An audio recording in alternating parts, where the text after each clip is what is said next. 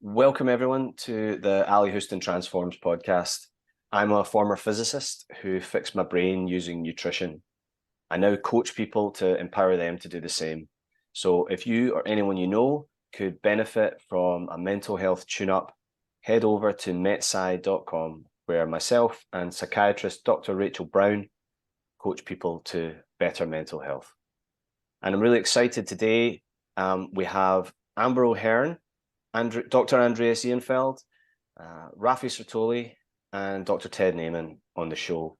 And we're going to talk mainly around the subject of satiety per calorie and maybe some around calories in, calories out as a concept.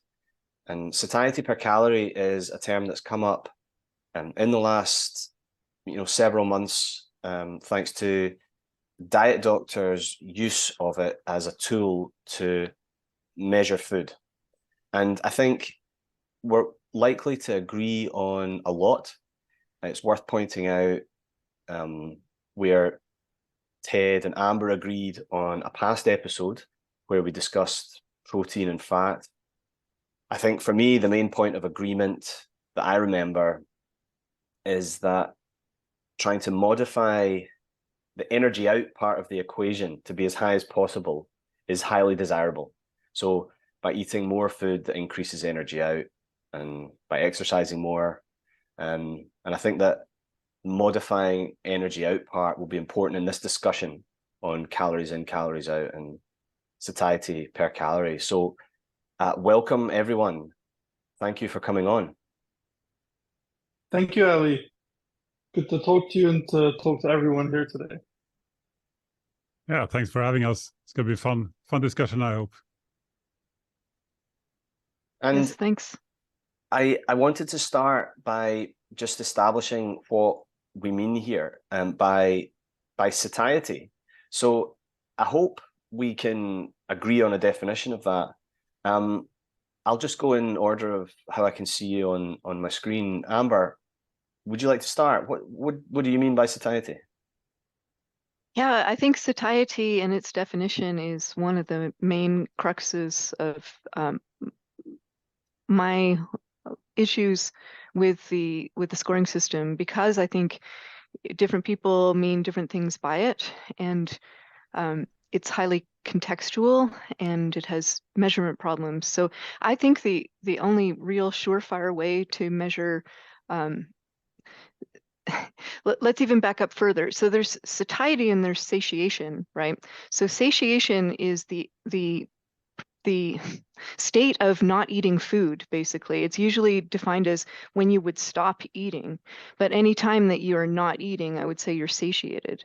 And then satiety adds a time factor to it. So it's like the duration of satiation over time.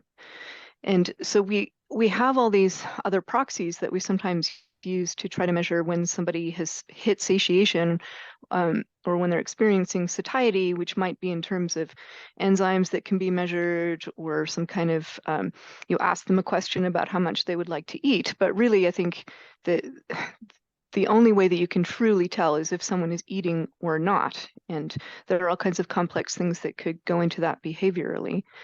The other thing about satiation is that it's so, we would want to define it in terms of what context that it's in, because you might say, well, I'm satiated in terms of not wanting to eat more of food X, but I would definitely eat more of food Y. And then the question becomes, well, is that satiation or not? I guess there's a lot more I could say, but I'll let other people have some ideas thrown in there, so maybe we can come up with something that we all agree on. Yeah, thank you. I really appreciate the distinction there, because you see it coming up, satiety versus satiation. I think it's important to think about, establish these terms so that we're all talking about the same thing. Andreas, what's your definition of satiety here? Yeah, I think satiety, you can think of it as the opposite of hunger. Hunger is or cravings, you want to eat food, right? Satiety is the state when you don't really feel particularly any need to eat more food. You're happy, you're content, and food is not the thing that sort of calls your attention. And let's say you're you're bored or sad or anything, you don't think about food. You think about something else that you may want to do, because right now your brain is not it's not focused on food because you are nourished. You have had the food that you need. So, and of course we can talk about satiation and satiety. I mean, when we talk about satiety, we consciously simplify it a little bit. Satiation is the state of wanting to end a meal, and satiety is a sort of long-term thing. But I think for our purposes, it is an acceptable simplification to just call it all satiety, and that's all it is. So could I ask for a point of clarity, Andreas? Sure. Because it might come into play if we're using a score. The time factor for satiety would be really important if we're making a measurement. So are you talking about like the point in time, whether you're feeling like how inclined you feel to eat, or would you multiply that by the time? Like, so if you say this food induces satiety, should we be including in the calculation how long that persists, or are we going to, or when we're agreeing on this definition, do we want to talk about like abstracting away the time factor and just talking about the point in the moment? Yeah, I think I'm a big fan of simplicity and trying to build tools that are simple to use for normal people and just practical. So for our purposes, what we're talking about, using satiety as a way to sort of eat better for body composition or eat better for metabolic health, etc., then it's really about what foods drive you to eat less overall. It's not so interesting if it happens in 2 hours or 5 hours or 10 hours. It's sort of the overall effect over time, right? So we're basically talking about days or weeks. What kind of foods would cause you to eat less over days or weeks or months or years? That's what's interesting, not exactly how many hours of satiety you get. I like that. So it's more like an average, how much intake on average it would induce. Exactly. Great, thank you. That's useful to know, because I think later when we talk about satiety per calorie and the tool itself, satiety per calorie, the term is maybe a little bit of a black box that you don't really know what's going on there. So to hear, that it is some kind of average over time for the average individual, we can understand what that means later on. Ted, what do you tend to mean by satiety? So satiety is very simply the opposite of hunger. And satiation is just another word for intrameal satiety. So technically it's fair to call satiety intrameal, between meals.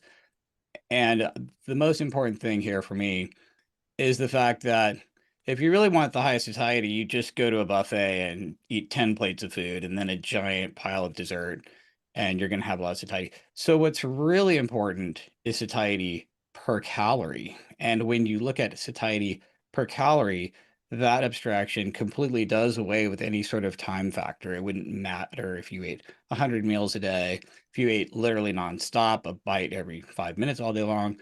It wouldn't matter if you had one meal a year. You're really abstracting away any sort of time factor. So it doesn't matter when you're talking about satiety per calorie, which is the important thing here, because everyone knows that the way to have the most satiety is just eat a crap ton of food. All right. And Raphi, finally. Yeah, I think I have a rather simple definition in my mind. Satiation is really a feeling, the physiological feeling maybe of wanting to put the fork down, to stop eating. And satiety describes the persistence of that feeling and maybe not making you want to eat so soon. So that's the simple definition that I learned basically.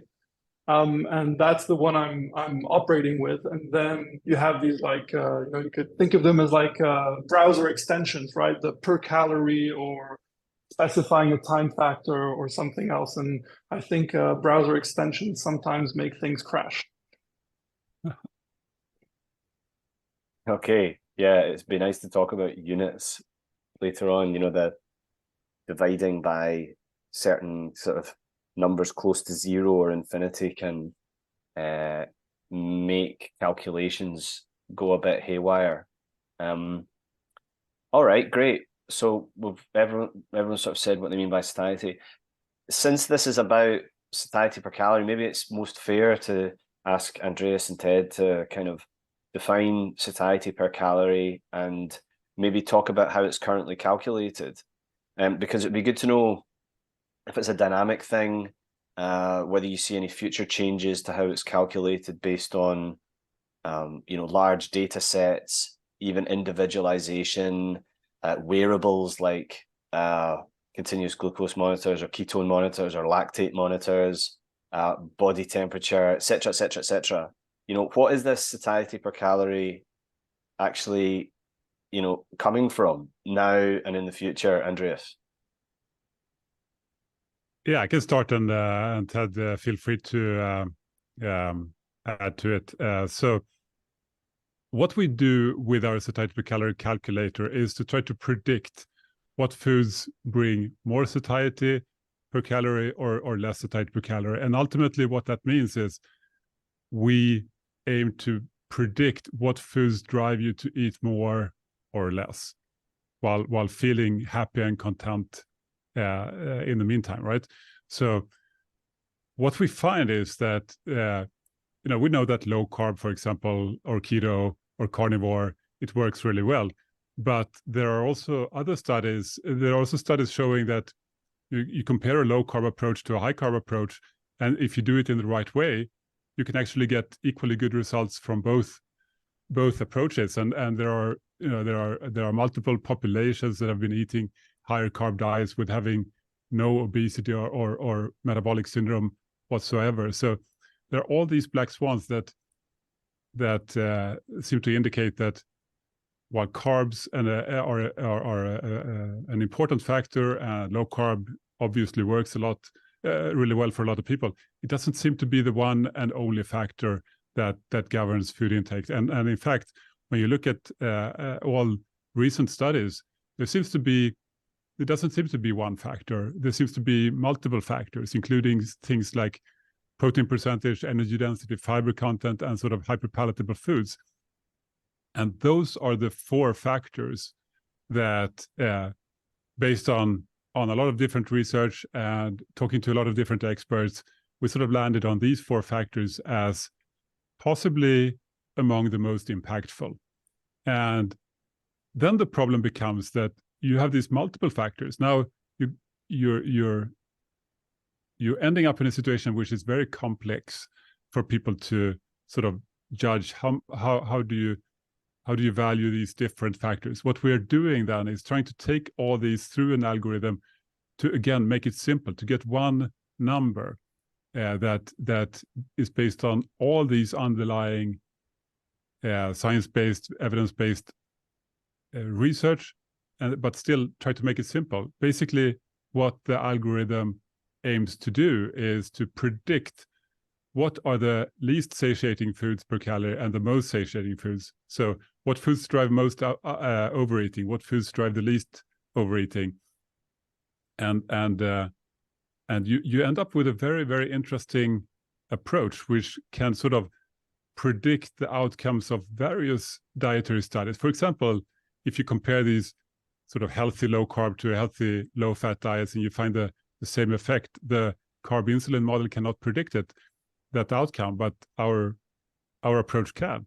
And there are many such cases. And it also brings other interesting possibilities in that you can actually rank foods in different categories and say, okay, this is probably more satiating, meaning if you make this switch from food A to food B, you should be able to use that approach to improve your body composition, eat less while being happy, and improve your metabolic health. So I could go on and on about this, but it's pretty interesting to think of it as a way to judge the satiety impact of different foods based on all these various evidence-based factors, and still build it into a simple tool.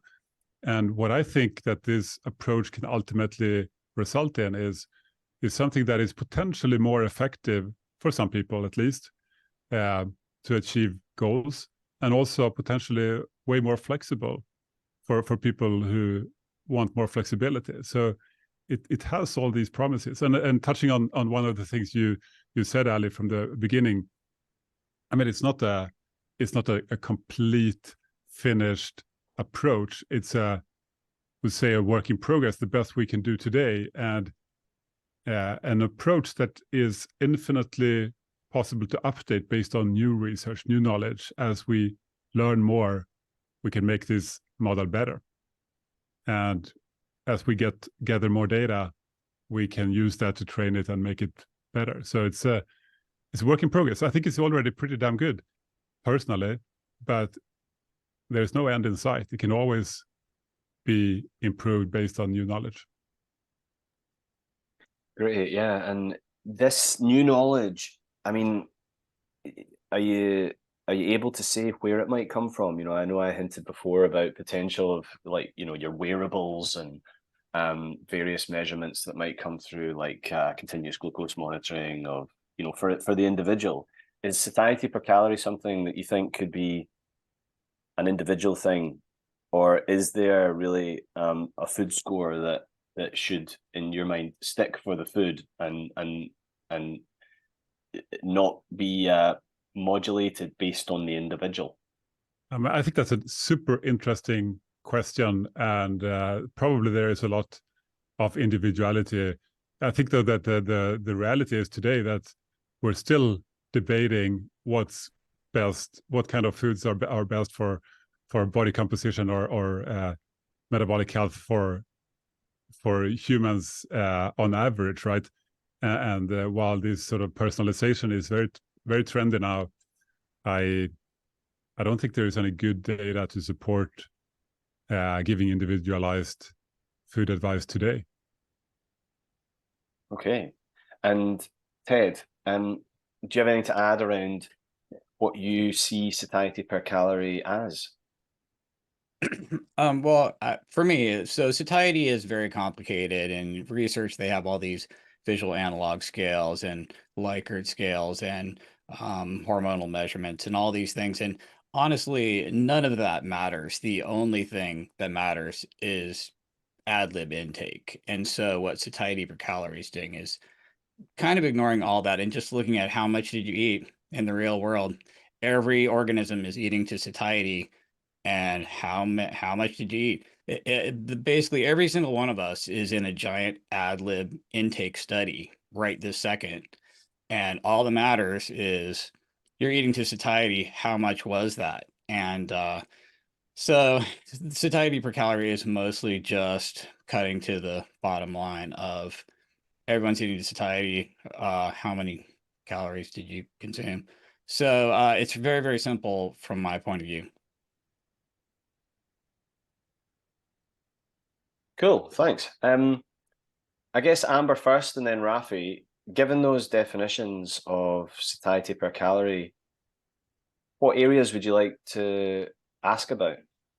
That's exactly the question I wanted you to ask, because I can only launch into one thing at a time. And so I wanted to say that I would really love to go into the 4 factors that Andreas mentioned. I think they were protein percent and energy density and fiber content and hyperpalatability. But I also wanted to note that there's this extra complication, because you can study each of these factors in isolation, but that doesn't necessarily mean that your hypothesis about how they would work together when combined would be exactly additive or multiplicative, or they might actually counter each other, or one might work in one context and one might only work in another context.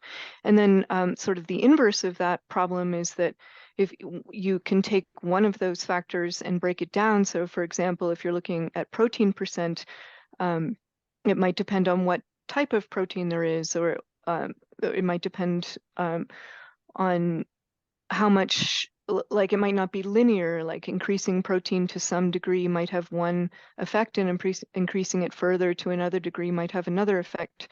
And so I think it becomes very, very complicated very, very quickly, and it's easy and maybe tempting to gather sources of evidence and then assume that when you combine them, they will have the effect that you would expect in on a linear progression. But then I think it's really important to then follow up with actual experiments that would test those predictions in practice. And then the other thing that I would love to talk more about, either we can do that now or circle back to it, is we talked about satiety and what our different definitions are, but what about per calorie in isolation, and what impact does that have on the entire paradigm of what we're doing here? Yes, because I see the per calorie thing as sometimes the only major sticking point in some discussions you see. You end up in situations where it seems like if you were just thinking about what food per calorie would give you, would make you want to stop eating, it might be that you just eat, broccoli that's not got anything on it, or something fairly low in calories like that. So yeah, we can circle back round to that, but maybe Andreas and Ted can talk about the 4 areas of satiety per calorie, and thinking about them in isolation versus how they might work together in different contexts, and what the differences might be. Yeah, I think those are excellent questions, and I agree with much of what you're saying there, Amber. I don't know if you want to get started, Ted, or should I? Oh, well, I will just say that there is limited research on combining multiple factors in this way. There are some studies that have done that, like especially studies looking at paleo diets, where they specifically had multiple factors improving satiety per calorie, like energy density and protein and fiber.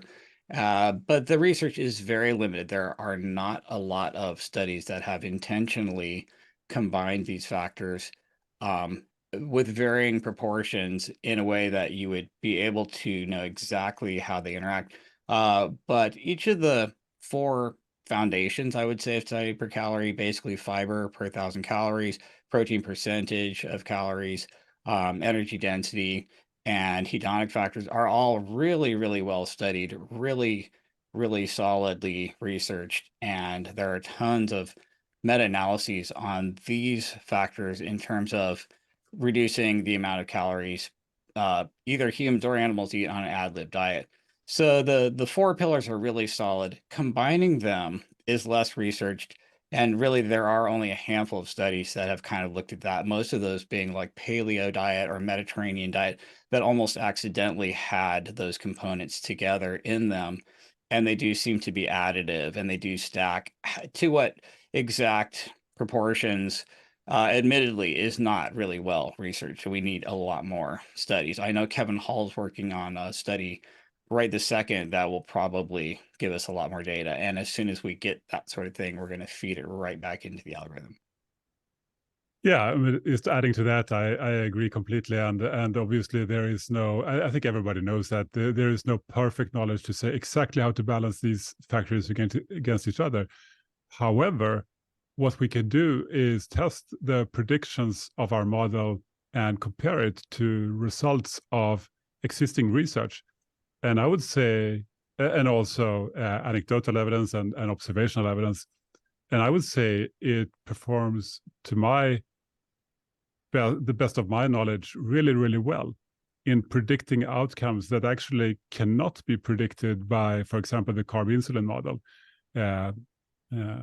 Findings that go right against that hypothesis are easily explainable with the output of the current version of the model. So I would just suggest that it seems that it's directionally working pretty well already.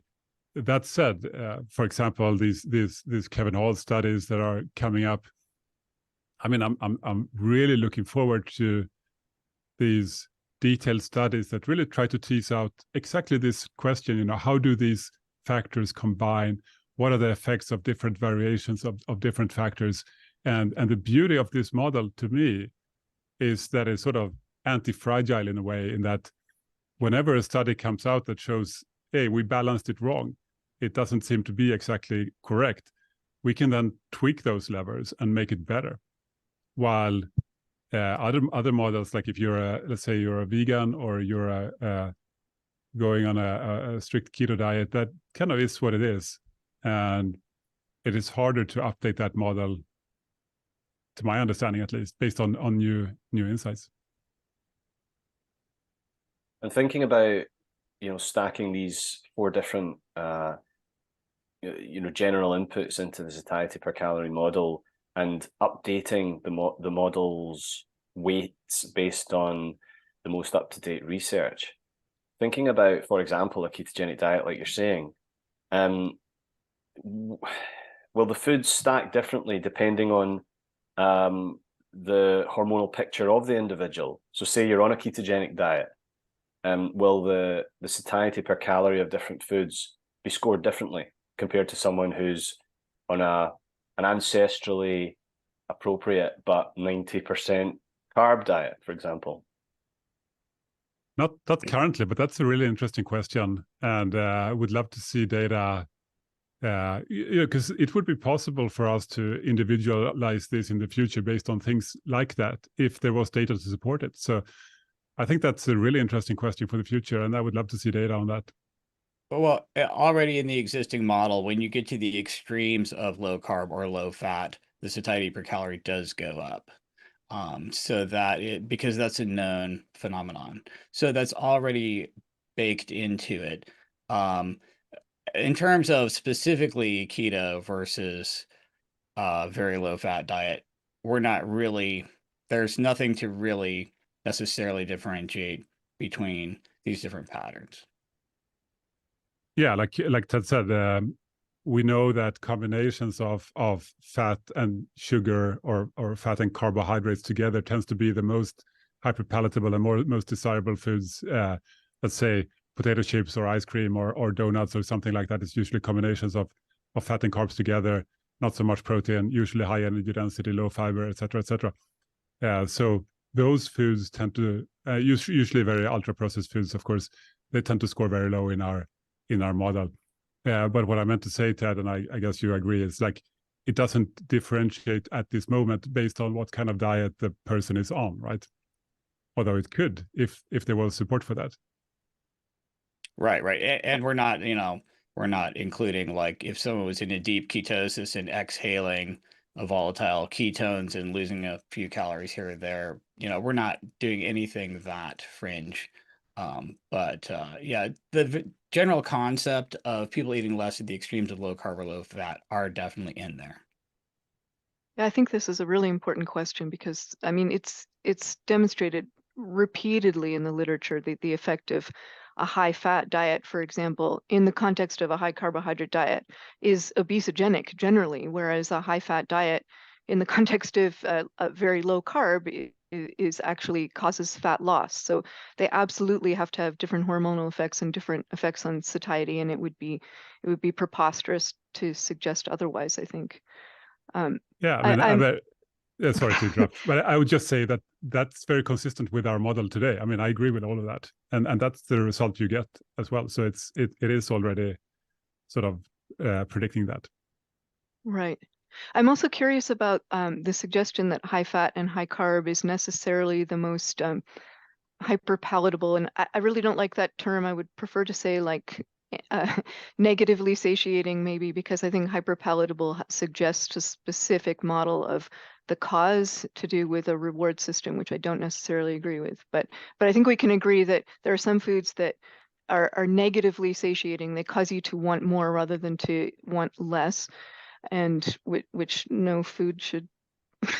That's not what you would expect from eating something, right? But I think that there are some cases where in a healthy person, if you're eating something like a baked potato with high saturated fat butter on it, that should be and is in some cases actually triggering of a great deal of satiety from the glucose and insulin combination.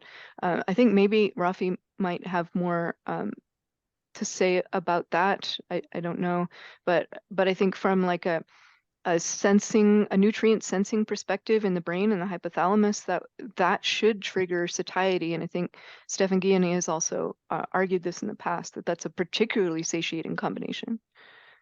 Yeah, Raphi, what say you about the some of the points we've been talking about? I think we tend to view the combination of carbs and fat as fattening because we have those combinations in ultra-processed junk food that we would all agree is bad. But I think that that has much more to do with how they're processed and how they are made to bypass those signals that we rely on to tell us to stop. So I don't think that in a setting where, for example, you use a baked potato rather than potato flour, or you use, butter from fat from butter rather than vegetable oils. I think these things have major impacts on how these combinations of fats and carbs function.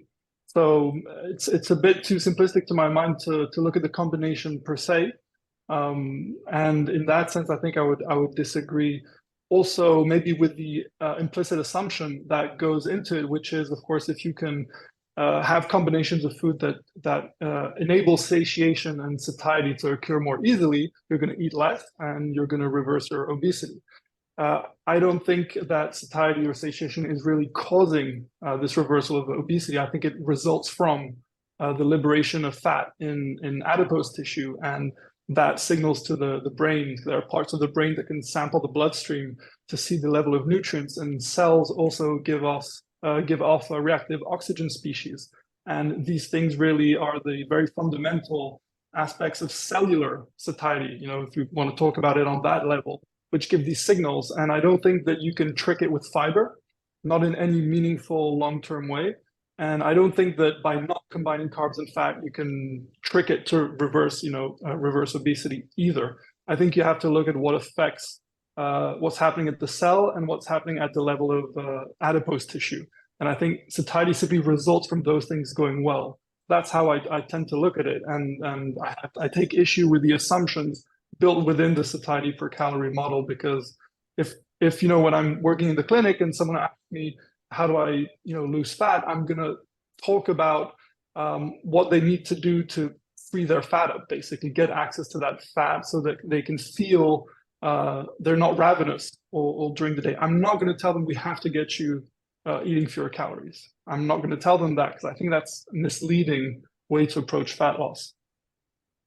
Yeah, it makes me think about some of the chat that's come up on Twitter around the per calorie point, and how if you look at that at the input of the equation of calories in, then it kind of implies that you're trying to reduce the amount of calories you're taking in. But even just from the chat that I had with Ted and Amber last year, it was clear that both of them agreed, and I agreed, that actually increasing the calories out part, the energy out of the sort of calorie balance question is sometimes driven by eating foods which increase your metabolism.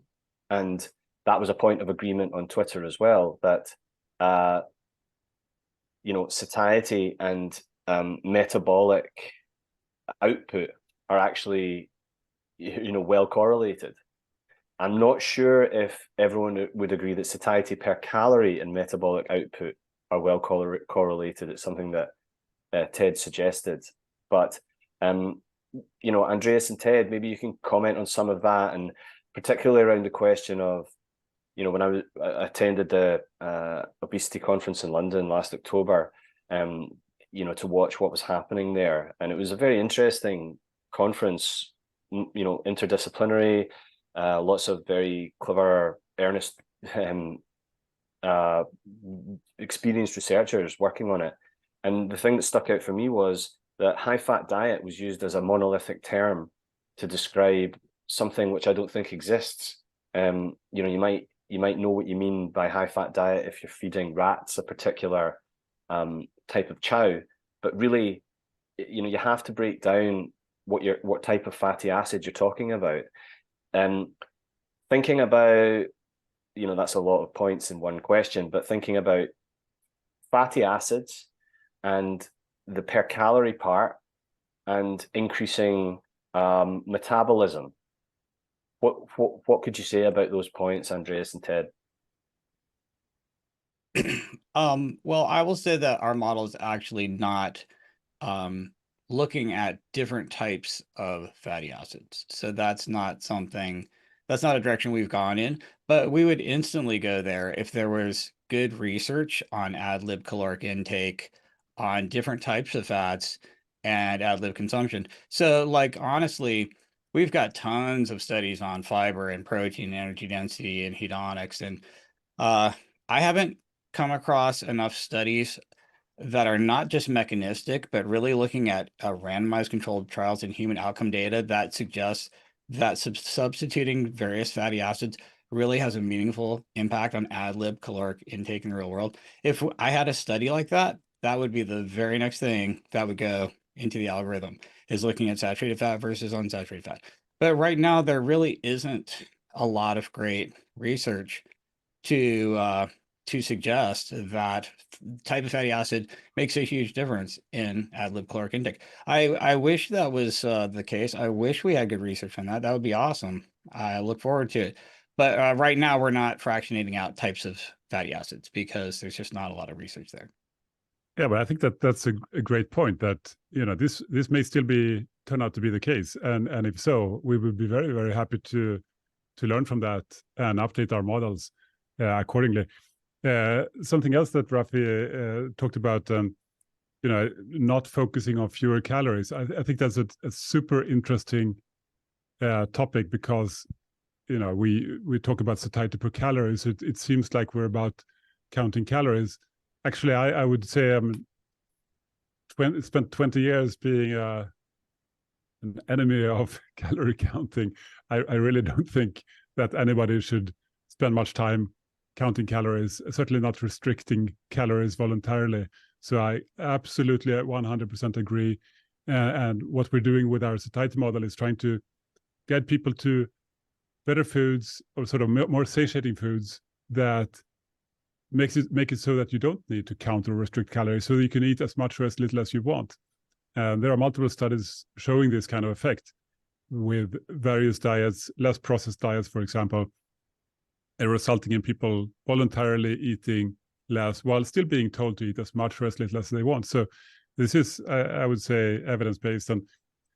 And the other things that Raphi brings up, I mean, this approach of focusing on the fat cells to the extent that leads to people being recommended a low-carb diet, that is evidence-based. I have no objections to that.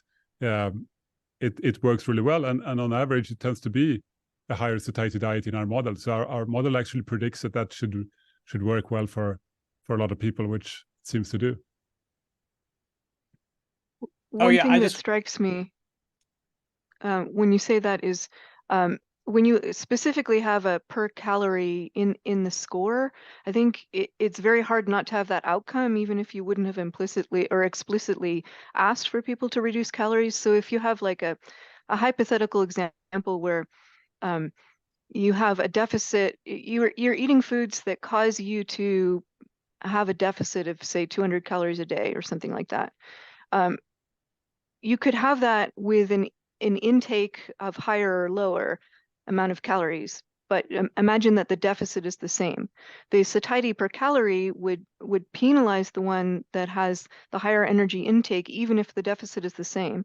But if the energy intake is overall higher and the deficit is the same, that means that you're using more energy throughout the course of the day, which I think Ted and I have already agreed would be the more desirable outcome of the two. Like, you would rather be using a lot of energy for all the things that you want, being energetic in your day-to-day life, having your body go through the processes that it needs to do in an efficient and exuberant way. And if the deficit is the same regardless, then I would choose a score that would actually be higher in calories for the same deficit, even though satiety per calorie would be actually lower. So that's, you know, it may not be the thing that drove the development of the score, but it is an outcome of the score that may then result in having people choosing foods that might have an outcome that is less preferable in the end. Yeah, this is something that I was trying to get at. It's quite kind of, it becomes a little bit technical sounding, although I think it's fairly simple. The per calorie thing leads to problems on that side of the equation. I think sometimes it could maybe lead to someone thinking that they should limit somehow, even though you've been quite clear, Andreas, that that's not the idea. And Ted, when we spoke with Amber last year, you were quite clear that eating foods that increase metabolic rate should be a good thing. And certainly the paper that John Speakman and Herman Pontzer and others just released, looking at the decrease in metabolic rate over the last 40 years, is very interesting, because the amount of the amount of energy expenditure from movement has gone up, but the metabolic rate's gone down. And I know that is that correct? That I think that's what Speakman and Pontzer's paper says. That yeah, body temperature dropped, and temperature is also a function of metabolic rate. Yes, and so they are kind of I would echo what you say, Ted, about wanting better human intervention data on particular fatty acids. But I know that Herman Pontzer, who's very careful around this, referenced on Twitter anyway, Brad Marshall, who's always talking about linoleic acid, the sort of MUFA versus saturated fat balance in the diet. I think fatty acid differentiation is going to become more and more important when deciding what foods to eat to try to maximize that metabolic rate, if that's what you're trying to do. I mean, so either answering what Amber said, or answering the question of, is maximizing metabolic rate what we're trying to do? Maybe Andreas and Ted, you could talk about those points.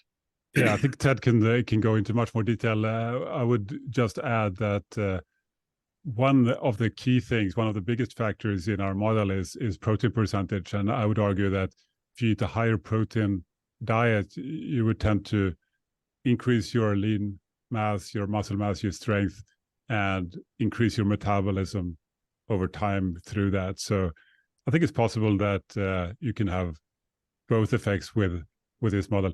That said, I mean, I'm not saying that everybody should use this model or our model or anybody else's. If people do well on the approach that they choose, I think they should just keep doing what they're doing. Ted. Oh, yeah, I just want to be perfectly clear that at no point in this model are we telling people how many calories to eat or saying you should eat less calories or more calories. It's completely agnostic to how many calories you eat. And I'm with Amber in that I like very high energy fluxes. And I think you're better off eating more calories from protein, having a higher thermic effect, burning more calories. This is all great. Love it. So we're not suggesting low calorie diets at all. We're just and we're also not suggesting that you should just eat a score of 100 all the time. What you're trying to do is show people where they're at with the foods they're choosing now, and then suggest foods that are just slightly progressively higher in satiety per calorie, allowing them to better match their intake to expenditure, which is really hard to do in the modern food environment. So it's really not about eating less calories. It's about eating foods with higher satiety per calorie so you're better able to match your intake to your expenditure. And then if you feel better and you're thinner, you do more cardio and you end up eating twice as many calories, that's fine. You're just eating foods that allow you to match that up more effectively. And that's what we're all about. So yeah, it's not about eating less calories. It's also not about eating foods that are just a 100 score. It's about a slight progressive, sustainable increase from where the average American is, which is a score of about 30 right now, or a little bit lower, to be honest, depending on the data set you look at. I have a question. Do you have any people who come to you who aren't losing body fat, who have excess body fat, or who are even gaining fat, and they have a satiety score of like 70 or something like that? Have you seen that? Nope. So when they run their diet, they're always under 50 to some extent, basically. Oh, you're saying if yeah, basically, yes, that's correct. Okay. I mean, I'm sure there are exceptions to everything, but I haven't seen that either yet. Did you guys like because you said you were seeing that it was effective, basically, that it's like directionally leading you to where you want to go with results. So have you guys done like a baseline intake of what people what their diet was like in terms of the satiety per calorie score, and then looked at how it changed later on when they started losing fat? I mean, so we have done some internal pilot studies trying to experiment with switching from a more of a ketogenic approach to a higher satiety approach, which quite a few people have had good results with. On average, what we have been seeing is a bit less hunger. Some people breaking through weight loss plateaus, and also that's a pretty consistent piece of feedback is a lot of people feeling that there are more flexibility, that you can do. It's a more flexible approach, at least in the perception of some people. Like you have more options. What would you guess is the average satiety per calorie score for a person coming from a ketogenic diet? What does it rank on average? I mean, you looked at that, Ted, some more, I think. I mean, I think it varies in a pretty relatively wide range depending on what kind of low carb approach you're taking. If you're eating, let's say, mostly real foods, meat, fish, vegetables, eggs, that kind of thing, then it tends to be quite high. 60s something on average, perhaps. But progressively, the more dairy products and nuts and processed meats and so forth, then it tends to drop, and it can be below 50 even. Can I just ask you to hold that thought for a second? I'm just going to nip to the toilet. Okay. Sure. Okay. Thanks very much for your patience. Yeah. So who would like to pick up from what Andreas was saying about the scores? Oh, I was just going to add one thing, and that's that there are definitely extremes where you will see, for example, if you're training for an ultra marathon, you're pulling so many calories with energy output that you're going to be forced to eat foods with a much lower satiety score. So you'll see ultra endurance people literally forced to just drink sugar and just eat the highest energy density things they can.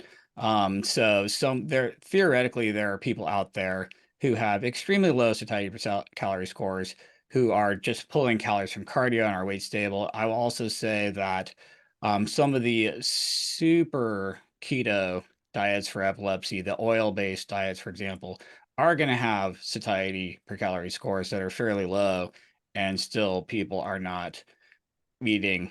I mean, are weight stable. That you can be weight stable on a lower satiety per calorie score just based on these different factors. So it's not, universal if you're doing something on the fringes. I wanted to also add that there's a huge problem, I think, in the ketogenic community of forcing protein really to unhealthily low levels. And I think I've seen a lot of people moving from this way too low level of protein to a much more in the adequate and slightly above adequate range, where they will actually start to drop fat. And I think, I don't know exactly why that is, but there's something, their bodies are just maybe I don't want to anthropomorphize too much, but their bodies are just feeling not in a healthy place where they can operate at efficiency. And once you get that protein into place, a lot of magic can happen, I think. Yeah, and I mean that I would totally agree, and that's also very consistent with our model. Super low, like Ted said, super low protein keto diets can be a bit low on the scale, but if you bring up the protein, usually it's a very good score, a very high score. I'm conscious, Raphi, that you might have to leave in 15 minutes or so. So I wonder if there's other points that you'd like to raise. Yeah, I mean, I think one interesting question I have for Ted and Andreas is, like, you mentioned a lot of studies that support the fact that, let's say, fiber induces satiation or satiety. What about the studies that don't support these things? How important are they? How many, I know you can't answer with an exact number, but how many or what kind of studies would you need where you rethink, for example, the role of fiber in inducing a meaningful amount of satiation, leading to fat loss? Like, what are you looking out for there? I mean, so we are just looking at a lot of large meta-analyses. I mean, there's a 2015 meta-analysis of 58 studies in the Journal of the Academy of Nutrition and Dietetics, and they basically did find that the more fiber you eat, the fewer calories you eat on an ad-lib diet, full stop. I mean, this is the highest level of evidence we have. Now, I will say the fiber effect seems to be the weakest of all four of these. Like, protein's huge, energy density is huge, hedonics is huge. Fiber is like, so it's not weighted as high as all the others. It's definitely the weakest of the four. I totally concede that, but it's definitely evidence-based, and it's really just looking at meta-analyses of all the best RCTs we've got. If you have a meta that suggests that fiber does not reduce ad-lib caloric intake, I mean, I would love to see it.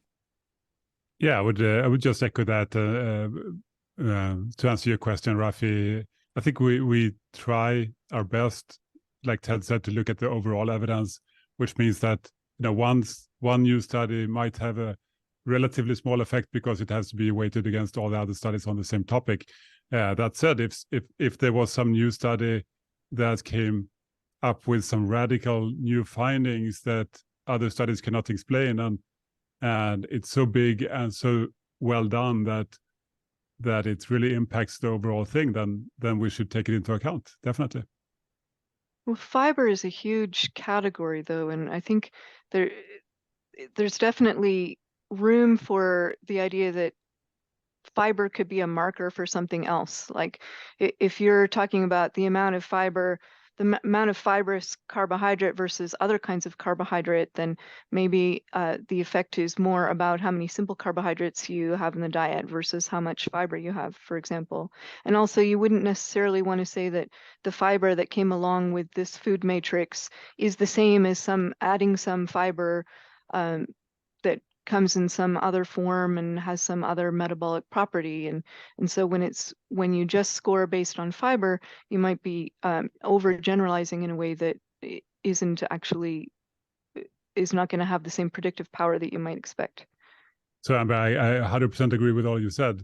I think that's absolutely true, and that's the weakness, I think, of most nutritional research, is that it's very hard to isolate just one factor and not have it correlate with other things. And that's why we're looking at more future research to help improve this. And as soon as we have clear studies saying that this kind of fiber or that kind of fiber has a different effect, we can update our algorithm. And if it's all the things you said, basically, as soon as we have good data for it, it's possible to update and improve the algorithm. And I just want to add that you're right. The fiber thing is incredibly complicated. And for example, soluble fiber provides more satiety per calorie than insoluble, and we are factoring that in. And there are, of course, different types of fibers change the denominator as well, because you might or might not get more available calories based on the fermentation in the colon and all these other factors. So it gets really, really complicated. And then I will also concede that maybe fiber is just a placeholder for weight and volume somehow, and it's just another energy density factor, either based on mass or volume. So it does get pretty complicated, but we're just trying to take whatever RCT data we've got a meta-analysis for, and then just kind of incorporate that in.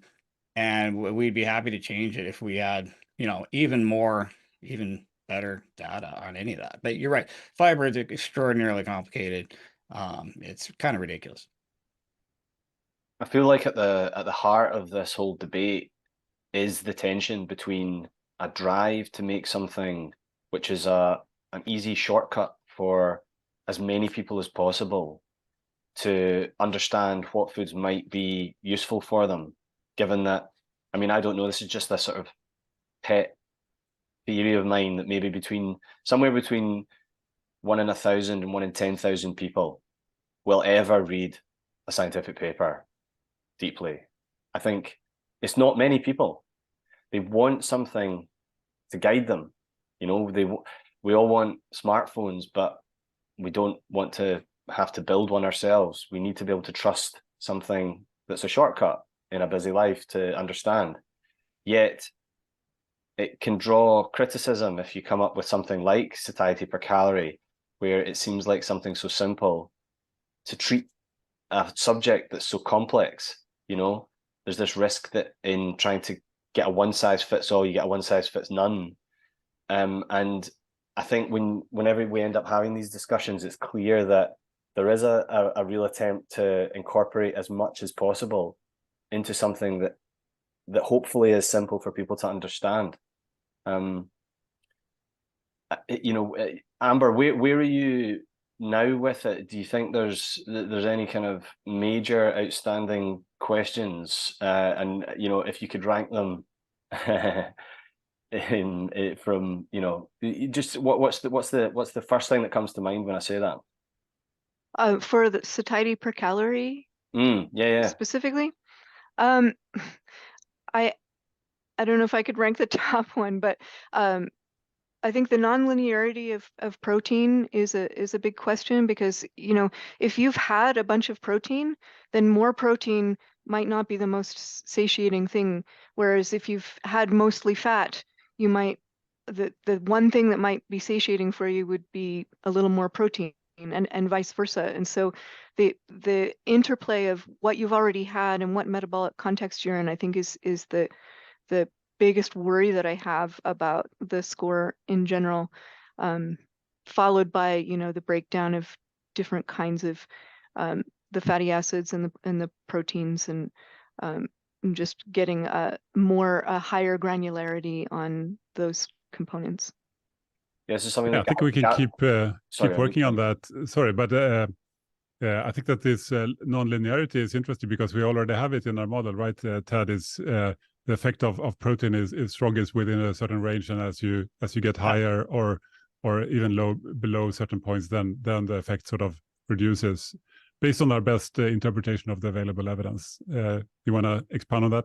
Yeah, absolutely. I mean, there's this very weird J-shaped curve where at, you know, very low or very high protein intakes, different things happen. And then there's sort of a linear region between about 10 and 30% of calories. And this is all modeled to the best of our ability in there. So yeah, it's absolutely not linear. To be honest, none of these factors are linear at all. They're absolutely not linear. There's a massive cap to the effect of like sodium, for example. There's a massive cap to the fiber effect. There's a very constrained, complicated J curve looking thing for protein.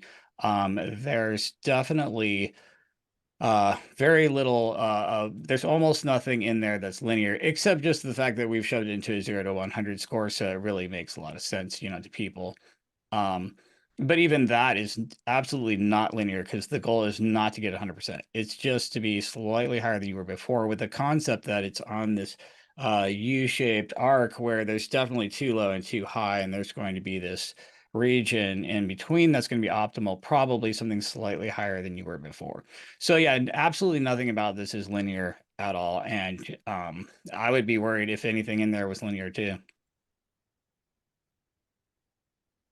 Ali, do you mind if I mention maybe two worries I have with the score, like Amber did? I think she mentioned protein, which is an important one, but Andreas and Ted clarified that there's something worked into that score to take that into account.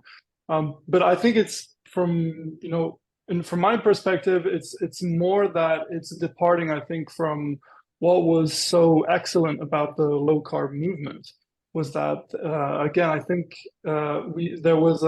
we took focus away from counting calories, and I think when you have a per calorie score, that's inevitable. That's gonna happen. I think the focus is gonna shift back, and the other is that the goal, of course, is to reduce your energy intake. Again, I think it's happening implicitly because of how the score is set up as a fraction that way, and that that feeling of fullness leads you to eat less rather than is a good sign that you're, maybe able to sustain yourself for longer between meals, for example. So I think there are some really good things about what we got from Atkins, basically, that I think it was psychologically healthy for people to shift away from that. After, from the technical perspective, of course, that by reducing calories in some effect of fat loss occurs. I think that's pretty close to universally true, even in the weirdest models. But that's not the same as, I think, giving someone the option of sustainably losing fat. I think one of the good things about a simple carb reduction strategy is that it eliminates so much of the junk food that we have nowadays and so much of the bad oils that we have nowadays. And I think if you look at basically the explanatory ratio of a low carb diet, Dawkins used this phrase to say, how powerful an idea is in biology. It's basically how much it has to posit and how much it can explain with that. And I think that low carb had an incredible explanatory ratio for people, for helping them make good choices, even though, yes, we have ketabins and yes, we have the tukisenta. And I think even though you give it a satiety per calorie 1 number score, I think there's so much in the word, in the fact that it's a fraction, in the fact that it scores things like milkshake and olive oil the same, even though you can give a lot of context about what that actually means. I think it brings more complexity, and maybe one of my pet peeves that I had with the score is that I don't see how it could bring someone to try different versions of low carb, one where maybe you went higher protein for a while, and then in the future, maybe you're going to try a higher fat version. I think it removed some of that flexibility that was inherent to the low carb community, where, yeah, we all agreed protein was good, but we didn't quite know how much. And I think that was a really good way for people to be like, yeah, we don't really know, so I'm going to try high protein first because I think it's going to work for most people. But yet I've seen people do, a higher fat version. They had great results, and we already know it's good for other stuff. So, why not try that? I think the score is going to take away from that experimentation to the detriment, really, of I think what people need, which is to experiment for fat loss, because we have a lot of open questions. So a lot of comments on that. I basically agree with much of what you're saying. Some of it 100%. I mean, like I've said multiple times, I've been on a lower carb diet myself for 20 years plus, and I got started in this, really got into this field after reading Gary Taubes' work. So I'm a huge fan of that whole sort of approach with talking about the quality of food and the hormonal effects of food rather than counting calories. I 100% agree, and to the extent that this approach brings people back to counting and restricting calories, I agree that would be a very bad thing. So I think it's a challenge to teach this in a way that makes it clear that what we're aiming for here is eating better foods for your goals, and then eating as much or as little as you want, not to count or restrict calories. 100% agree with that. When it comes to flexibility, I think low carb is great, keto is great, and whoever is doing great on low carb and keto and loving it, absolutely no reason to change anything, from the way I see it. This is just an option, because we all know that there are also people who don't quite reach their goals on low carb or keto for various reasons, or who find it challenging to stay on a keto diet for years or decades. And I think for those people, it's great to have options.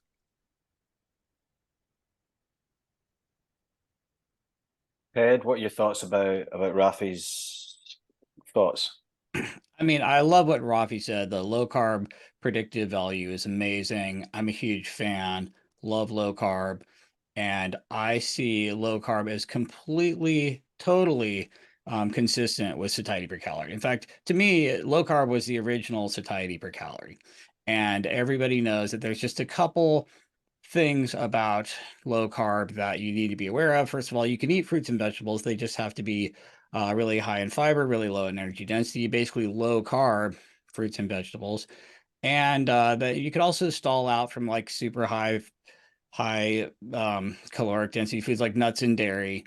And so there are a couple little caveats, and all we've done is basically explain how those caveats work. And you can eat fruits and vegetables if they're high in fiber, low in energy density, if they're low carb. Basically, you could eat dairy if it's higher in protein, lower in calories. We've just explained away the few things that low carb didn't really explain, and we've kind of explained away some of the black swans that low carb has. I basically, honestly, I got tired of explaining away studies that didn't fit low carb, like Kevin Hall studies. If it doesn't quite fit and you have to explain it away, why not just expand your low carb framework just a little bit so that you can actually accept all these studies and not have to explain them away? And now all of a sudden everything fits. And that's what satiety per calorie is. It's really just an expansion of low carb with a few other factors that ends up explaining a lot more scenarios, in my opinion. But low carb's awesome. It's like the core. It's one of the major cores of satiety per calorie. I want to, as I always do, point out that there's an alternative explanation for the nuts and the dairy, and that's that dairy and nuts aren't simply just more fat. They have different components that could be specifically anti-satiating. Specifically, sometimes for some people, maybe to do with the fatty acid profile in the case of nuts, maybe to do with some insulinogenic factor or some kind of intolerance in the case of dairy. And I've seen in numerous occasions where people have swapped out dairy and nuts for an equivalent amount of energy density coming from something like tallow or beef fat, and found that they were beginning to lose fat on the same amount of fat. And so I just always want to point that out. That's certainly my experience too. Yeah, that's something that comes up, Ted, when it comes to energy density. Yeah, I know you've said you're open to parsing out that into perhaps fatty acids if you think the evidence supports it. Given that John Speakman and Herman Pontzer and so on are starting to talk about that, what do you think you would need to see? I know that Speakman's done some work on mice in that regard. But, what do you want to see in order to incorporate that into the satiety per calorie model? Yeah, I mean, it would basically need to be something that just swapped fatty acids without any other changes, and then looked at ad lib caloric intake. And if we had, enough studies that kind of agreed with each other that showed like a major ad lib caloric difference between saturated fat and polyunsaturated fat, for example, that would be awesome. That would be built into the algorithm tomorrow, literally. So I would love to see that. I think that would be cool if that was. I want to believe the fire in a bottle thing. I want to believe the hyperlipid protons thing. I want it to be something cool like that. But I just haven't seen the ad lib data. You know what I mean? I just need to see some studies like, okay, exactly how much fewer calories will people eat on ad lib diet if you just swap out all their PUFAs for saturated fat. And if I just had some idea what that was and it was consistent in multiple studies, boom, it would be baked right into it. That would be great. Raphi, I'm aware that you definitely have very little time on the podcast. So how were those answers? What's that left you thinking about satiety per calorie? What kind of last thoughts might you leave us with?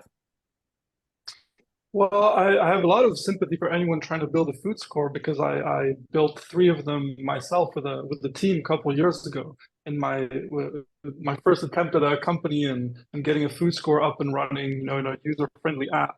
We had an insulin index, a nutrient density score, so we were trying to hit it from multiple angles. And Amber was someone who actually gave me a lot of good criticism of the score and its limitations.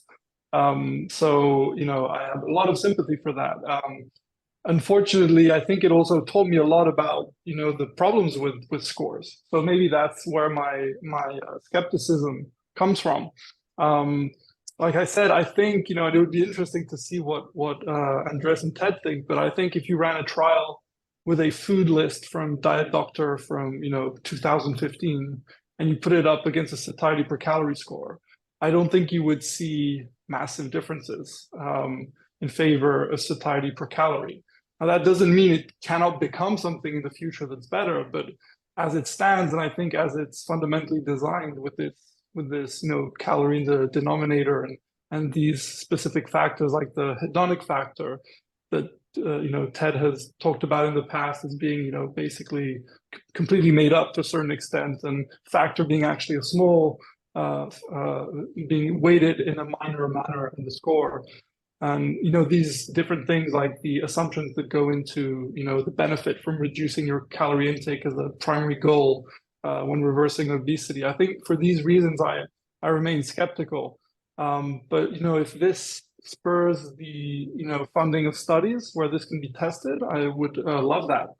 I would love the opportunity to be proven wrong on this in a sort of definitive manner, as I think it should be the goal of anyone asking those questions from the scientific perspective. It's really how you're going to try to destroy your idea, and when you do that as a business, it's extremely difficult. It was heartbreaking to do that with your own score. Amber, I don't know if you remember when we were talking about it, but it's difficult to hear very good feedback sometimes. Yeah, Raphi. I remember you always being very gracious, Raphi. Raphi, Well, it was an effort. given the kind of experience you have, the heartache around coming up with a score, and the criticism of the name satiety per calorie, can you think of a better name that might get rid of some of your criticisms? It sounds like you keep coming back to the way it's being framed, a satiety per calorie with the name. What would be a better name in your eyes? Well, I think it should be, rather than a name, rather a score that's not scored per calorie, and that wasn't relying on factors like hedonic factors or fiber. I think you can do a lot with protein percentage. I think you can do a lot with carbohydrate level. I think you could probably do something more with incretins. Now that we're having data from weight loss drugs and how foods that affect incretins are largely going to affect your fat loss. So I think there are actually things that we should be building into scores. I just disagree with them about the factors they've chosen and these assumptions that I keep mentioning. But of course, in principle, finding things that are going to induce satiety, even though you're going to get some false positives, you're going to also hit on some interesting stuff. So I think it's worth pursuing, but I think it's quite different from how I'd approach it. Raphi, what do you think about non-locomotor metabolic rate as a target? I mean, this is something I always tell people, that if you can become a walking radiator, you're probably going to be happier and healthier. And I think there's a reason for that, because it's the sign of an organism that can expend energy rather than being in a storage mode. Some people have ideas that it's about fatty acids. I have ideas about thermoregulation. I'm a big fan of cold showers and heat shock proteins and all that stuff, because I think it has a lot to do with fat loss. Living with air conditioning probably has to do something with obesity to some extent, or at least our non-locomotor basal metabolic rate. All of these things, and even infections affect fat loss. So there is certainly more than the CIM model as I think commonly intended. But I'm a fan of the insulin model, and bring in fatty acid composition and carbohydrate intake as the two primary levers. I think that's where you get the better explanatory ratio. But there's a lot to hash out on these aspects still. Yeah, I'd be curious to hear, Amber, given that you're kind of nominally on the same side, if you like, as Raphi broadly in this, what you think about those, and then maybe talking about that non-locomotor metabolic rate as a target. I talked about, if you had to simplify the name to that side of the equation, if you like, the energy outside of the equation, I was suggesting maybe warmth per calorie. That's just the first thing that came to mind when I was thinking about satiety per calorie. Because actually, if you say non-locomotor metabolic rate as a target, or warmth walking about as a radiator, then the per calorie part actually encourages you to eat more to do it. Although I do think there might still be problems in implying that you should eat less, because whenever someone hears calories, they think I need to count and count fewer. So what do you think about Raphi's points there, Amber? Yeah, well, so the reason I brought up non-locomotor metabolic rate is because I've seen some experiments that seem to indicate that that was like the closest indicator to satiation and not satiation. Specifically, an experiment where rats stopped eating when their non-locomotor metabolic rate was restored to its baseline and started to eat after it dropped a certain amount. And that got me thinking about the connection to satiety. It's almost he was presenting it almost as a definition of satiety, or so closely matched that it would be a definition.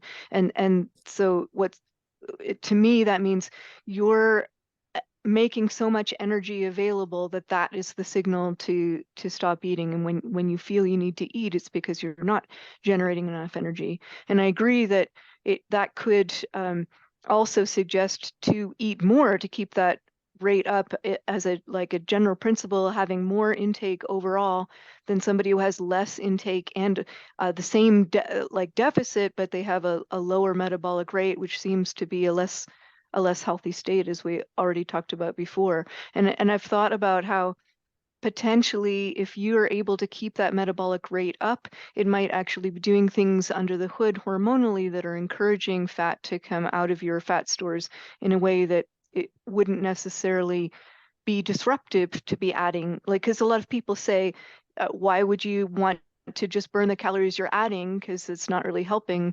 getting rid of it in your adipose tissue. But if it's sustaining a kind of metabolic state that promotes that kind of flux, then maybe it actually is better for your adipose tissue and for becoming leaner.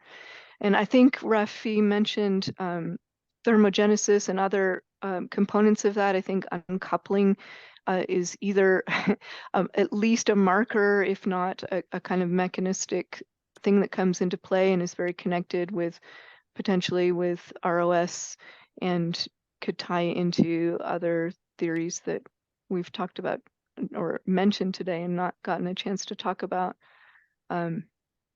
So I think all of There's that. an example, a natural experiment I'd like to bring up, if that's okay, just before I have to leave. But I think there's a really simple natural experiment to look at in terms of, does satiety really, is it really at the root of making someone fat, basically? Is it really the ability to bypass satiety repeatedly the problem with obesity? And I think you should really look no further than looking at people who smoke cannabis and have the munchies. They're a natural experiment. It's very repeatable. We've probably all, been there in our lives, and we know that we can get hungry, eat more, and this does not lead to obesity. It's actually quite remarkable. At a population level, this satiety-reducing drug, at least, actually it should be a satiety-interfering drug, right? It manages to do this without interfering with the fat storage systems. So I see satiety as not the gatekeeper to the fat cell. I don't see it that way. And I think this natural experiment of cannabis demonstrates this, that you can interfere satiety, not cause obesity. And that's why I'm skeptical of the use of, achieving satiety as the primary mechanism of losing fat. Yeah, I would like to comment on that. I think it's an interesting example. I'm not sure how much it proves. I mean, you actually had a drug, rimonabant, that was an anti-cannabis drug. It had the opposite effect, sort of anti-munchies effect. Yeah, and it actually was approved for a while, at least in Europe, for weight loss, right? So maybe although it also made people want to kill themselves, so it got taken off the market. It's not a good drug overall, but it actually did give some weight loss. So I think that might put that. But it's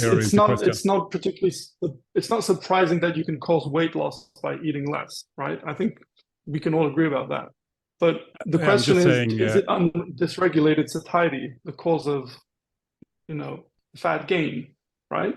Because if you're going to try to fix it with less satiety, there's an assumption built into what it was doing beforehand. Yeah, I just think that's an interesting point. We also have these satiety hormones, of course, Wegovy and Ozempic, etc. GLP-1 hormones, satiety hormones, it cause massive weight loss in most people. Yeah, 40% for muscle mass, which is kind of expected if you're able to sustain a caloric restriction. I mean, it's basically helping you do what every dieter was imploring their client, nutritionist, was imploring their clients to do, like, 2 decades ago. It's like, I'm going to give you this, and you're actually going to do what I tell you, which is eat less. Yeah, and the drug does it really well. And yeah, they're not perfect drugs, but they're very powerful and interesting tool in the toolbox. Yeah, this is something that came up when Ted and I were talking online about satiety per calorie versus warmth per calorie, for example, where warmth per calorie you might choose alcohol, and you could argue whether that's a food or not. And then I suggested that maybe the best satiety per calorie would come from Ozempic or crack. But whether you would want to go there is another question. And I guess these are kind of at the fringes, but it is an interesting thought. I'm a kind of trained as a sort of lazy physicist who looks for the most upstream cause of things to understand the principle. And I do wonder as well, is satiety upstream or downstream of weight loss? And I feel like it's an open question, although it's been really interesting hearing what everyone said about it. Raphi, seeing as you have to go soon, are there any absolute final thoughts that we can talk about while you're away, or are you completely satisfied now? No, I'm glad to have chatted with you all, and thanks for taking the time and for engaging on Twitter. And just, Ted, I did read the study you sent me, and I have notes on it. So even though we didn't talk about it, I do actually read what you send me. I really appreciate your time as well, Raphi. And we'll speak. Yeah, thank you I very guess much. anything that's not come up while we've been talking can be hashed out on Twitter in due course. Sure, with pleasure. Thanks, Raphi. Pleasure talking to you. Thanks, Raphi. Good to talk to you. Thank you very much. Bye-bye. Yeah, so I guess a question in my mind is satiety per calorie, are you really happy with the name? Is that something that you think will stick forever? Because you're very open about changing what's under the hood. Does the hood have to stay the same? No, I think it's absolutely open for better suggestions. I think the strength of satiety is that it's the word that researchers use when they discuss these things, and there doesn't seem to be any obvious better word yet, but I do think that a better name would be better. Yeah, so suggestions are welcome. Are there any kind of brewing with you, Ted? I mean, I know that you really love all the stuff that you've said about it, but I mean, is that your favorite at the moment? There has been so much internal focus group just brainstorming on there's got to be a better name or a more elegant name or something that's even cooler or something. But like, to be honest, we haven't really come up with anything better. But believe me, when you asked Raphi if he had a better name, I was all ears. Like, really, I'm just like, it's very open-minded. And I realize that satiety per calorie is tough because a lot of people are like, well, I get a ton of satiety from butter. And so like, people don't really necessarily instantly get the per calorie part. So there does have to be some education baked into the whole system, so you kind of get it, if you know what I mean. And so it's the best name we've come up with, but nothing's we're not going to let perfect be the enemy of good. So you have to move forward with something, and this is pretty solid. So if something better came along that was amazing, I wouldn't be closed-minded, that's for sure. Yeah, I mean, when you sort of interact with people on online, they've maybe been to this Facebook group or that forum, and they'll have heard different things and different shortcuts that might work and might not work. And like Andreas said, people need something to try that will work for them. So, maybe satiety per calorie is a very useful starting point for many people. And it certainly has started a big debate, which I think is useful as well. It means you have to talk about these things. Yeah, it's pretty cool. I'm just gonna add something. The keto diet started out as the ketogenic diet, right? And then people kind of shortened it. And I'm kind of thinking that maybe that's what happens if this is something that takes off and a lot of people find benefit using it. Then maybe it's gonna get a more sort of familiar name. Someone's gonna come up with a better, more catchy, more sort of meme-worthy name, and then it's gonna eventually change name like keto did. Another thing I wanted to bring up, because you mentioned, Ali, that 99% or something of people rarely, if ever, read a scientific study, and I think that's probably true. And not many people are interested in reading scientific studies, and yet we kind of want to. We think that we should educate people about foods in that way, like learn everything about different kinds of aspects of food and different kinds of ingredients and different kinds of macronutrients and subsections of macronutrients and so forth and so forth. Yet most people may not be all that interested, or maybe that they're more interested in doing other things that are more productive in their lives. And then I think it's pretty interesting to build a tool that is based on the result of hundreds of studies, maybe in a sense more than we could reasonably take into account, even if we're super interested, super geeked out on this. It's still too much information to take into account for calculating any one specific thing you eat. So you could build a tool that is super fast, super simple, takes less than a second to use, and yet it's more insightful than even a PhD expert who spends 15 minutes doing it. Then we're adding value. So I'm not saying we're there yet, but aspirationally, it's an interesting target, I think. I agree. Amber, in your experience of researching this and working to help people, particularly thinking about mental health, do you think there is a heuristic, or do you think it just takes time and it's complicated and it is actually hard to come up with something that's a useful shortcut there?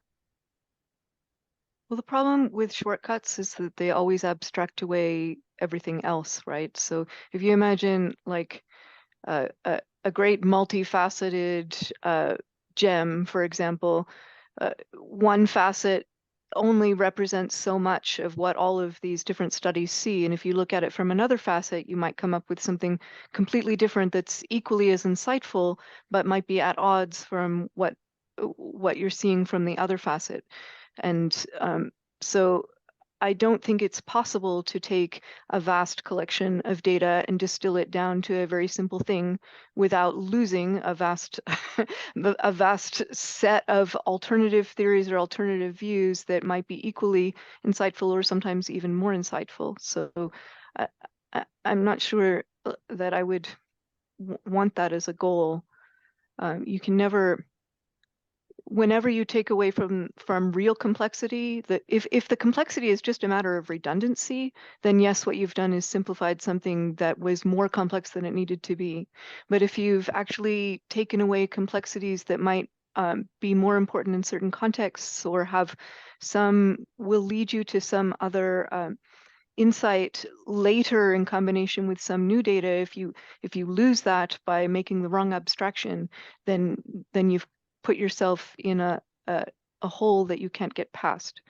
So that would be my concern about that kind of approach. So I think that's interesting, but I would see it a bit different. Like it's not either or. It's more you can do both, and whenever you want to look at it from every possible angle, you can always do that. And people who are passionate about nutrition and reading every study and looking at it from every angle, they can still do that.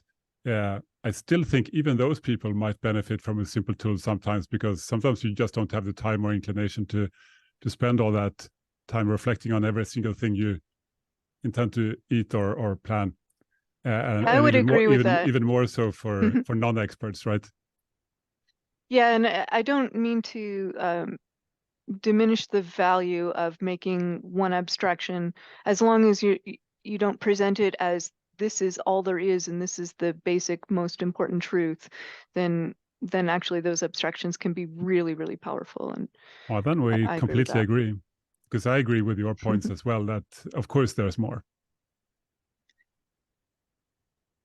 And I guess something that has come up again and again is talking about fat loss. That's where a lot of people come from.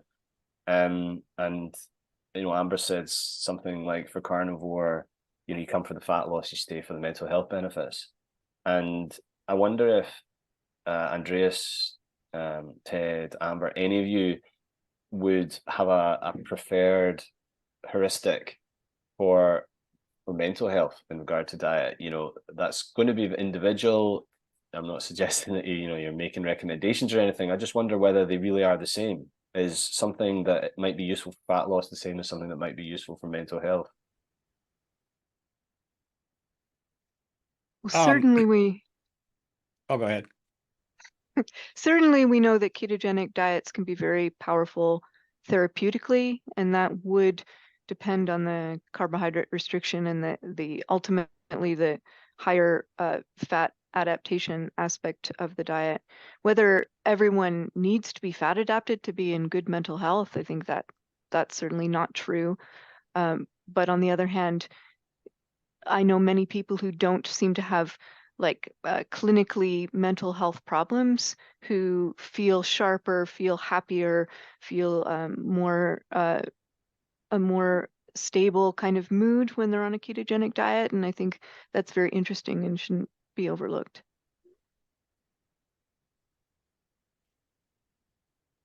Ted, Andreas, do you have thoughts? Yeah, lots of thoughts, but I want to preface it by saying I'm not an expert on mental health, nor is it sort of my main area of interest. I do think, just speaking as just theorizing as a non-expert, that there seems to be potentially some connection between metabolic health and mental health, in the sense that improving your metabolic health, improving the function of your body in general, seems to correlate with, perhaps in many cases, improving perception of mental clarity or certain potential mental health issues as well. So, and there certainly are a lot of anecdotes and preliminary research on ketogenic diets and mental health that are fascinating, and would be interesting to see bigger studies for sure. So, very interesting topic. Not my field of expertise, though. Ted, any thoughts on that? Yeah, I was just going to say, we might get to the point where we're making claims about body weight, body composition, metabolic health, but definitely nothing in terms of, neurologic effects or mental health. That's probably not where we're going to go, just because, I'm certainly not a mental health professional, so I can't really speak to that. And I do recognize that strict ketogenic diets, for example, do seem to have some sort of magical neurologic effects that are very real. So yeah, we're not really even kind of going there. Yeah, that makes sense.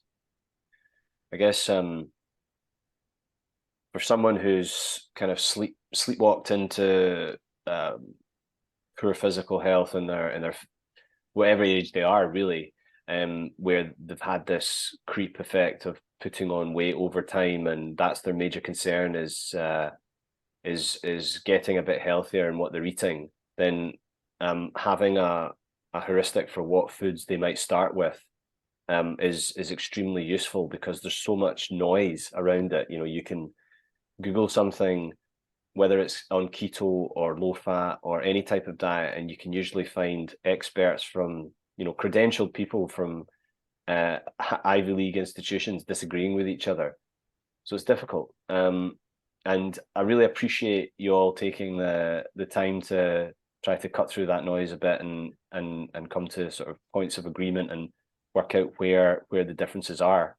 Can you each maybe like sum up where you are with this after today's discussion? What new thoughts you might have, or anything you might have changed your mind about, or thoughts that are still there that maybe we could take onto Twitter after the episode comes out. Amber? Well, I really do appreciate your putting this together and moderating for us, Ali. I think it's really important that we make constructive discussion, because I know that on Twitter sometimes things go a little bit south quickly. So this is really good, and I appreciate it. I still have concerns. I think Raphi articulated them beautifully about the kind of underlying assumptions when you use per calorie as the basis of the score. And so I think what Ted was saying a few minutes ago about if someone says, oh yes, butter gives me a lot of satiety, then they haven't understood what the purpose of the score. And even though you've reiterated several times that you would be willing to add information about fatty acid profiles if they were to have the evidence base behind them that would warrant that,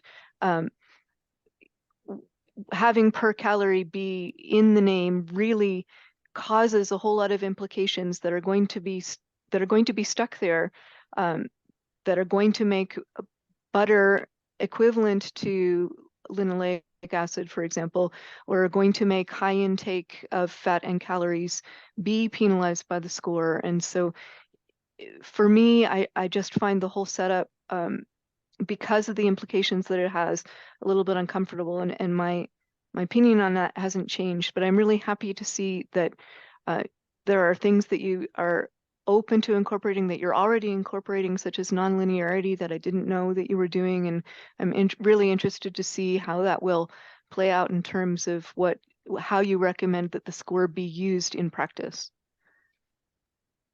Thanks. Andreas? Yeah, replying to that a bit, I think there is a lot of work to really make people explain, understand, and sort of internalize how this score can be productively used. Because, like Ted has said a few times, it's not about getting to an average 100 score. That would mean eating only protein and leafy vegetables, and nobody can even survive doing that long term. It would be miserable to even try. And so the goal is not to get to 100, but to find the right balance, whether that be 50 or 60 or something like that, depending on your goals. And in that case, to relate to what Amber is saying, certainly butter can be a major component of a diet that will ultimately end up in a good place for a good balance for you and your goals. So I'm not against eating butter. Just be aware that on its own, in large quantities, it may not have the effect that you're looking for if it's weight loss. Yeah, there's some comments on that. More in general stuff we didn't discuss, but we all are aware of it. I guess 93% of the U.S. population, adult population, has poor metabolic health, and that sort of drives all our top chronic diseases, all the top causes of death, poor quality of life. And it's all caused by, to a large extent, this new food environment, ultra-processed food environment. And carbohydrates is one big factor behind it, but probably not the only one. There seems to be multiple. And either way, I don't think that 93% of the population will be keto forever. It's unlikely, even though more people could benefit for sure. I don't think it's going to solve it for everybody. Not everybody's going to want to do it, I think. So we need other options too, and I think this is an interesting approach. It's a flexible approach, agnostic, whether you be vegan or carnivore, low carb or high carb, Mexican or Mediterranean, aficionado. You could use this model potentially to guide you And I think that's the very interesting thing. Thanks, Andreas. Ted, any last thoughts?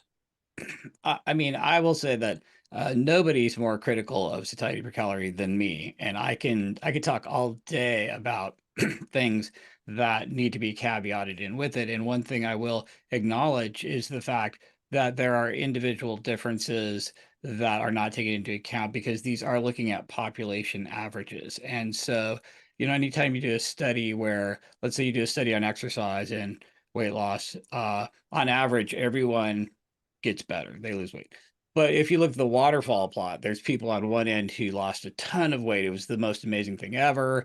Then less and less and less. And then there's one guy way over on this end who actually gained body fat or something.